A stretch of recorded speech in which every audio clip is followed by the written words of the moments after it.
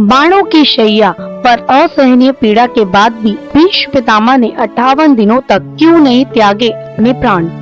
भीष्म पितामह महाभारत के सबसे महत्वपूर्ण पात्रों में से एक थे। उनकी भूमिका महाभारत के युद्ध के पूरे घटनाक्रम को आकार देने में अत्यधिक महत्वपूर्ण रही। भीष्म ने बाणों की शैया पर लेटने के बाद भी 58 दिनों तक प्राण नहीं त्यागे और इसके पीछे कई कारण और घटनाएं थी जो उन्हें इस असहनीय पीड़ा के बीच जीवित रहने के लिए प्रेरित करती थी। भीष्म पितामह को उनके पिता शांतनु ने एक विशेष वरदान दिया था जिसे इच्छा मृत्यु कहा जाता है। इस वरदान के कारण भीष्म को यह अधिकार मिला कि वे अपनी इच्छा से अपने प्राण त्याग सकते थे। भीष्म पितामह को उनके पिता शांतनु ने एक विशेष वरदान दिया था जिसे इच्छा मृत्यु कहा जाता है। इस वरदान के कारण भीष्म को यह अधिकार मिला कि वे अपनी इच्छा से अपने प्राण त्याग सकते थे। ये वरदान उन्हें तब मिला जब उन्होंने अपनी सौतेली माँ सत्यवती के पुत्रों को हस्तिनापुर के सिंहासन पर बिठाने के लिए विवाह का त्याग कर दिया था। ये वरदान उन्हें भगवान परशुराम से प्राप्त तपस्या के फल स्वरूप भी मिला था जो उन्हें तब काम आया जब वे मृत्यु के निकट थे। महाभारत के अनुसार भीष्म ने अपने प्राण त्यागने के लिए सूर्य के उत्तरायण में प्रवेश करने का इंतजार किया।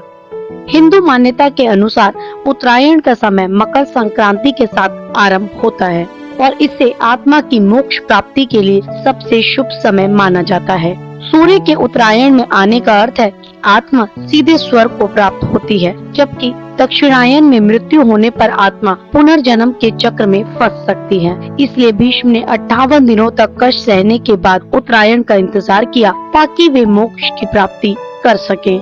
कहा जाता है भीष्म पितामह ने अपने जीवन में हमेशा कर्तव्य और धर्म के प्रति समर्पित रहे। जब वे बाणों की शैया पर लेटे थे तब भी वे युद्ध के परिणामों का अवलोकन कर रहे थे और युद्ध के पश्चात की स्थिति के लिए चिंतित थे। उन्होंने सोचा कि जब तक युद्ध समाप्त नहीं हो जाता और ये युद्ध की परिस्थितियां स्पष्ट नहीं हो जाती तब तक उनके प्राण त्यागने से अनिश्चितता उत्पन्न हो सकती है। उनका ये कर्तव्य बोध उन्हें अपने प्राणों को त्यागने से रोकता रहा। वे युद्ध के बाद परिणामों का मूल्यांकन उनका ये कर्तव्य बोध उन्हें प्राणों को त्यागने से रोकता रहा। वे युद्ध के बाद के परिणामों का मूल्यांकन करना चाहते थे और सुनिश्चित भी करना चाहते थे कि उनके जाने के बाद हस्तिनापुर सही दिशा में आगे बढ़े। महाभारत युद्ध के बाद भीष्म पितामह ने युधिष्ठिर को सलाह दी। युधिष्ठिर जिन्होंने महाभारत के युद्ध में पांडवों की विजय के बाद हस्तिनापुर का शासन संभाला, भीष्म से मार्गदर्शन की आवश्यकता थी। भीष्म पितामह ने युधिष्ठिर को राजधर्म, आपधर्म और मोक्ष धर्म जैसे विभिन्न विषयों का उपदेश दिया। ये उपदेश शांति पूर्व और अनुशासन पर्व के रूप में महाभारत में वर्णित है। युधिष्ठिर को उपदेश देने के बाद ही उन्होंने अपने प्राण त्यागने का निर्णय लिया।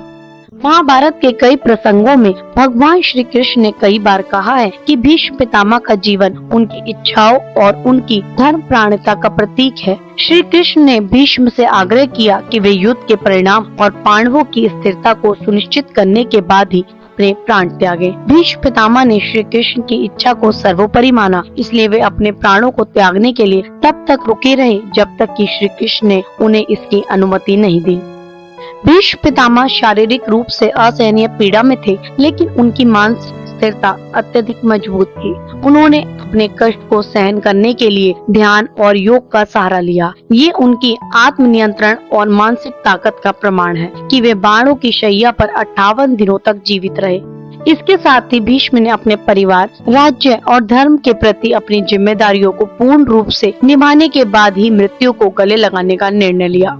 भीष्म पितामह का जीवन और उनकी मृत्यु धर्म, कर्तव्य और इच्छा शक्ति का एक अद्वितीय उदाहरण प्रस्तुत करती है। उन्होंने न केवल बाणों की शैया पर अपनी पीड़ा को सहन किया, बल्कि अपने जीवन के अंतिम क्षणों को भी एक उच्च उद्देश्य के साथ व्यतीत किया।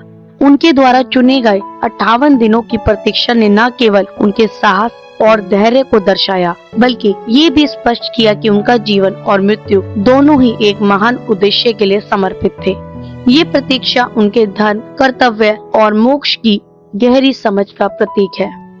भीष्म पितामह की इस असाधारण यात्रा से ये शिक्षा मिलती है कि जीवन में कष्ट और चुनौतियां तो आ सकती हैं, लेकिन यदि आपके पास धैर्य, कर्तव्य प्राणता और आत्मनियंत्रण है तो हम किसी भी परिस्थिति का सामना कर सकते हैं। दोस्तों वीडियो में दी गई जानकारी अगर आपको पसंद आई तो हमारे कमेंट सेक्शन में राधे राधे अवश्य लिखें। धन्यवाद।